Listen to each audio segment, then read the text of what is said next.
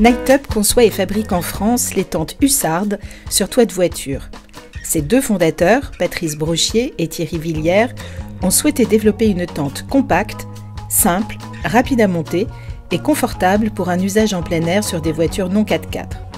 Leur clientèle, des adeptes d'activités outdoor et des vacanciers itinérants, respectueux, comme eux, de l'environnement.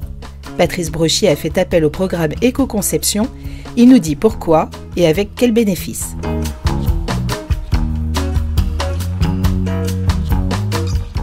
Dès le départ, avec mon associé, nous souhaitions proposer des tentes réparables, durables dans le temps, à une clientèle qui est très sensible à cet aspect-là, des produits respectueux de l'environnement. C'est une clientèle qui utilise nos produits dans la nature. C'est quelque chose d'important pour eux. Donc c'est une valeur qui a été fondatrice de l'entreprise. Les collaborateurs s'en sont emparés. Et pour nous est venu le temps de revendiquer l'éco-conception qu'on pratique déjà dans l'entreprise et de communiquer sur cet aspect-là. Et du coup, à l'occasion du salon Occitanie Innov, on a pu rentrer en contact avec Marie du pôle éco-conception, justement pour structurer cette démarche d'éco-conception.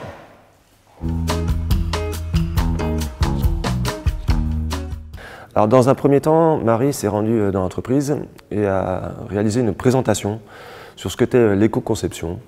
Donc c'était l'occasion d'une initiation sur ce thème. Les collaborateurs en général sont assez sensibilisés, mais néanmoins, cette première présentation nous a permis de bien expliquer, clarifier cette notion d'éco-conception auprès de l'équipe. Ensuite, elle a réalisé un diagnostic, donc elle s'est promenée dans toute l'entreprise, étudié tous les aspects depuis la conception en R&D, la fabrication, la manière de communiquer, de commercialiser nos produits. Et ensuite, elle nous a rendu un diagnostic. Ce diagnostic nous a permis de bien comprendre les actions qu'on pouvait mener en R&D, en choix de fournisseurs, pour vraiment s'emparer de l'éco-conception, mais profondément et de manière structurante. Et donc elle a fait des préconisations qui relèvent aussi bien des emballages, des matériaux que nous allions utiliser, des usages des secondes vies des matériaux, de la manière de communiquer sur toutes ces actions. Voilà, donc ça a été l'occasion de vraiment mettre tout le monde à niveau et de bien sensibiliser aussi les personnes de l'entreprise. Et maintenant, tout le monde est capable de comprendre chaque décision, l'impact qu'elle a sur la société en général. Je vais vous donner un exemple intéressant, c'est dans la production, on va dire, la relation avec les fournisseurs. Alors, on s'est rendu compte, en réalisant, en mettant en place ces préconisations, qu'on pouvait avoir un effet levier assez puissant auprès des fournisseurs, puisque en leur faisant part de nos exigences en termes environnementaux, ça les amenait à eux-mêmes trouver des solutions. Et ainsi, ça avait un impact au-delà de notre entreprise. C'est-à-dire que nos fournisseurs, du coup, se mettent aussi à avoir cette réflexion. Et donc, on a là un espèce d'effet domino très puissant qu'on n'imaginait pas au départ. Eh bien, c'est d'apporter une vision très claire sur cette démarche qui devient vraiment structurante de l'éco-conception. Donc, Marie est vraiment partie de qui nous étions, comment on fonctionnait. Et à partir de cette démarche fondatrice pour nous qui est l'éco-conception, on en arrive à en faire une force.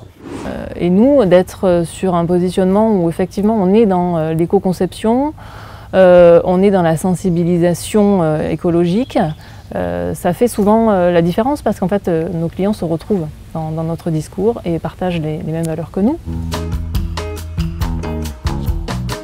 Donc nous travaillons sur le plancher basculant de nos tentes de toit qui actuellement est réalisé avec une mousse de PET entourée de 2 pots en fibre de verre polyester relativement peu recyclable.